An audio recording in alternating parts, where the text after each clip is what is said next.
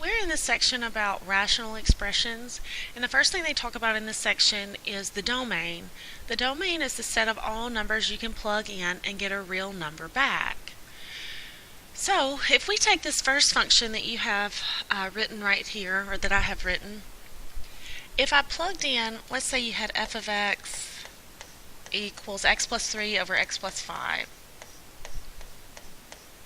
If I plugged in the number, say, 1, f of 1 would equal 1 plus 3 over 1 plus 5.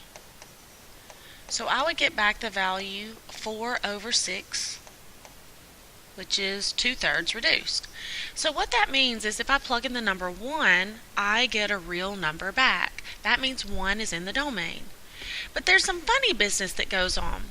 What if I plugged in that function? What if I plugged in the number -5? Let's try that.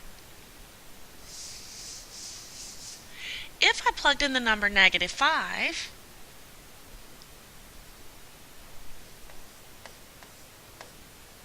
let me write the function again.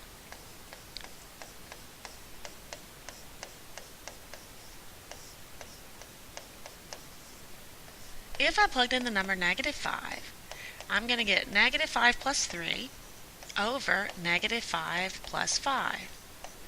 So that would give me a -2 over 0.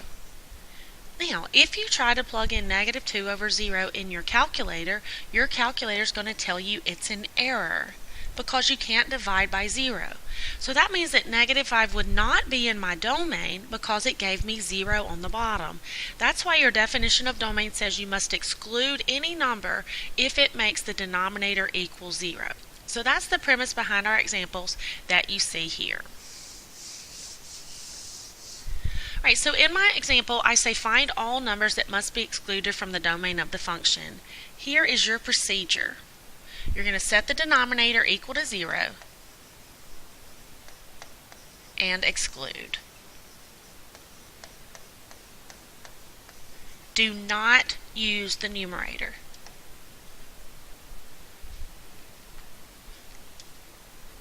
Okay. So for this first one, my denominator is x plus 5. I'll set that to 0.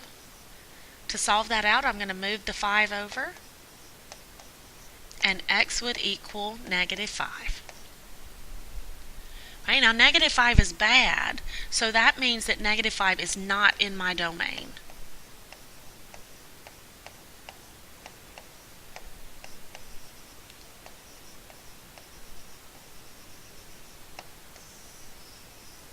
-5 is not in the domain.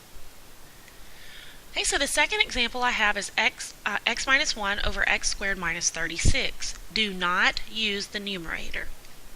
So all you do to see what's in the domain is you take the denominator and set it to 0. Well, this is an x squared equation, so an x squared equation you have to factor. Whoops. An x squared equation you have to factor. So this is the difference of squares.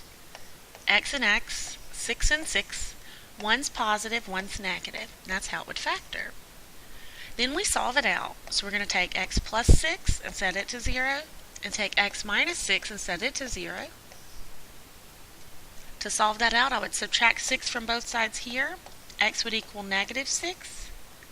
Add 6 to both sides here, and x would equal +6.